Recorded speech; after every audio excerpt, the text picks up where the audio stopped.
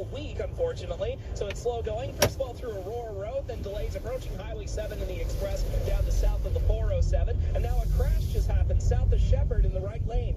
Collision there, so watch out. An emergency cruiser on scene, starting to slow through that spot. On the 401, you're going to find delays on the West 401 through the 412 to Salem. Then approaching McCowan in the Express in the left lane, a collision. It's backed up from Meadowvale Collectors, approaching Morningside Express over to McCowan. After that, delays through Kennedy in the Collectors, and from the 400 already in both Express and Collectors over to Martin Grove. Eastbound 401 delays Winston Churchill to east of Mississauga Road, 410 to east of Dixie Collectors, and from the 427 to Kiel in both Express and Collectors. From the traffic center, here's Craig Gear. Starting to fill in here on the Toronto-bound KBW from about the Burlington Skyway through to about Fairview through Walker's Line. Watch out for a couple of vehicles that were in a collision approaching Winston Churchill, tucked into that very far right shoulder.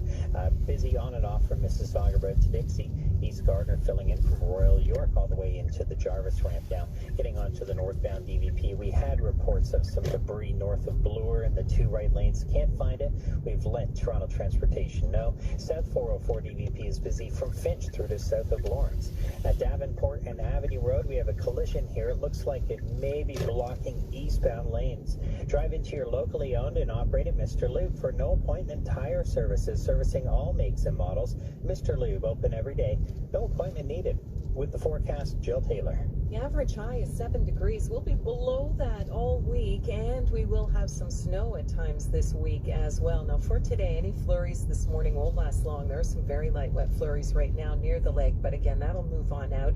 Guaranteed high just 4 degrees. Some sunny breaks today, and then tonight, mainly cloudy, a light wind, but we'll still be dealing with a wind chill early tomorrow morning, and then by tomorrow night, could see 2 to 4 centimeters of wet snow by Tuesday night. Right now, feels like -5 at 0, mostly cloudy at Pearson and at City News. The guaranteed high, 4. City News time 6:44. Now the Dynamic Funds Market Minute. Over to Mike Apple at the Business Center. How are things shaping up there, Mike? It's cautious right now, Paul. Good morning. The markets are coming off a very strong week. In fact, the best since June, spurred on by that better-than-expected reading on U.S. inflation. This week we'll get Canadian inflation data. That happens on Wednesday morning from Stats Canada.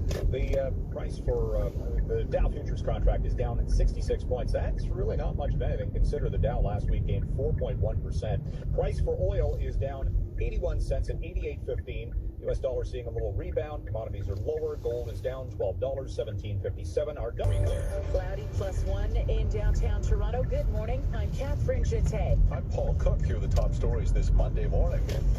It's a request, not an order, but the province's top doctor has a news conference set for this morning at Queen's Park, where he's expected to urge Ontarians to go back to wearing masks in public settings. The Ford government set to repeal legislation today that imposed a contract on education workers and banned them from walking off the job. And still to come, it's that special time of year again when our music station CHFI flips the switch to all Christmas music.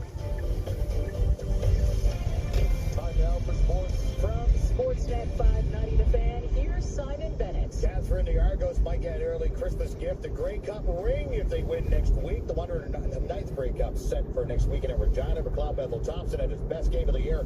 Just under 300 yards and 2 scores as Toronto beat Montreal 34-27 in the East final. In the West, the Bombers got a big day on the ground for Brady Oliveira. They beat the Lions 28-20, so it's Bombers Argos next weekend. None of that beats the finish of Vikings-Bills. Hale is game of the year. Buffalo appeared to have Minnesota stopped, but then they had a Josh Allen quarterback sneak in his own goal. He fumbled it, Vikings touchdown, and eventually went to overtime.